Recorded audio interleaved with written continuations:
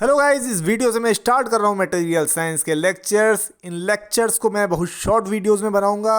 4 to 5 minutes के ये videos होंगे और बहुत ही सिंपल और इजी एक्सप्लेनेशन देने का टारगेट होगा।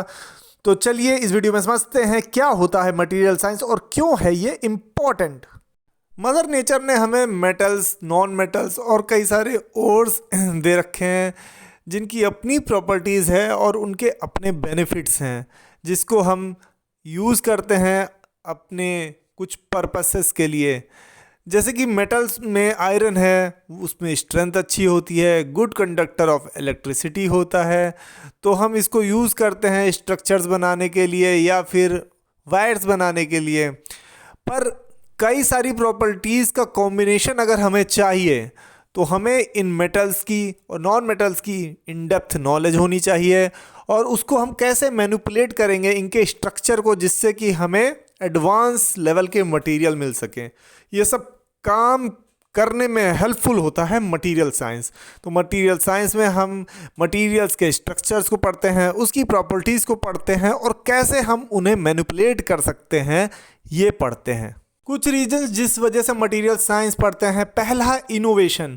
अगर हमें कोई नया मटेरियल क्रिएट करना है तो एग्जिस्टिंग मटेरियल्स जो हैं हमारे पास, उनकी प्रॉपर्टीज़, उनके स्ट्रक्चर्स की हमें नॉलेज होनी चाहिए और उसे किस तरह मैनिपुलेट करें ये भी हमें आना चाहिए।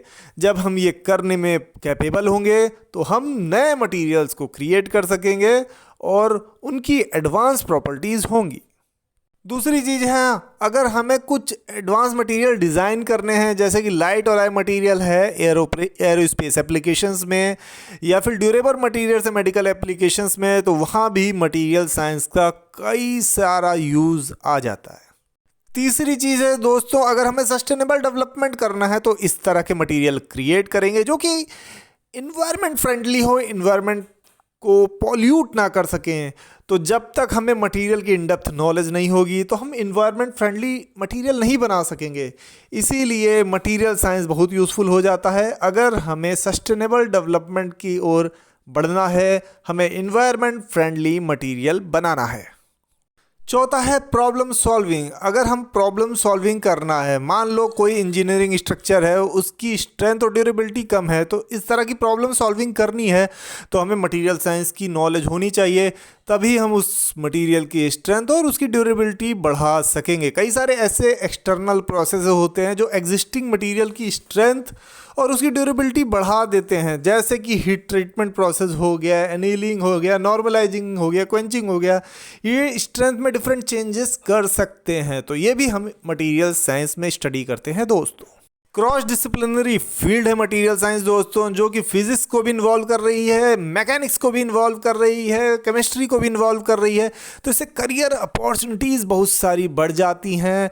कई सारे फील्ड की एक्सपर्टीज़ एक बंदा ले लेता है एक ही फील्ड को स्टडी करके और उसकी आउट ऑफ बॉक्स थिंकिंग करने की कैपेबिलिटी बढ़ती है। तो ओवरऑल अगर हम देखें, मटेरियल साइंस बहुत ही इम्पोर्टेंट फील्ड है। अगर हमें एडवांस मटेरियल बनाने हैं, इंजीनियरिंग प्रॉब्लम सॉल्व करनी है, एडवांस स्ट्रक्चर्स बनाने हैं, कोई सोसाइटी से रिलेटेड चैलेंज है उसको सॉल्व करना है इंजीनियरिंग का यूज़ करके, इस तरह की फील्ड की बहुत डिमांड है और रिक्वायरमेंट है इंजीनियरिंग को। अगले वीडियो में मटेरियल साइंस का आपको एक नया टॉपिक मिलेगा जिसे हम सिंपल वे में शॉर्ट लेक्चर्स में कवर करेंगे। Thank you.